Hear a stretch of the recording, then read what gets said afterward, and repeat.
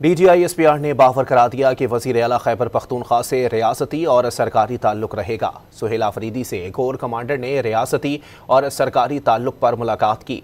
वाज़े किया कि खैबर पख्तूनख्वा में गवर्नर राज का फैसला तसव्वुराती है। खैबर पख्तूनख्वा में गवर्नर राज का फैसला हमने नहीं, हुकूमत ने करना है। हम सियासत करना नहीं चाहते। अगर कोई हमें सियासत में घसीटता है तो ये उनकी स्ट्रेटजी है। DGI-SPR ने बावर करा दिया कि वज़ीर आला खैबर पख्तूनख्वा से रियासती और सरकारी ताल्लुक रहेगा। सुहेल आफरीदी से कोर कमांडर ने रियासती और सरकारी ताल्लुक पर मुलाकात की। वाज़े किया कि खैबर पख्तूनख्वा में गवर्नर राज का फैसला तसव्वुराती है। खैबर पख्तूनख्वा में गवर्नर राज का फैसला हमने नहीं, हुकूमत ने करना है। हम सियासत करना नहीं चाहते। अगर कोई हमें सियासत में घसीटता है तो ये उनकी स्ट्रेटजी है। DGI-SPR ने बावर करा दिया कि वज़ीर आला खैबर पख्तूनख्वा से रियासती और सरकारी ताल्लुक रहेगा। सुहेल आफरीदी से कोर कमांडर ने रियासती और सरकारी ताल्लुक पर मुलाकात की।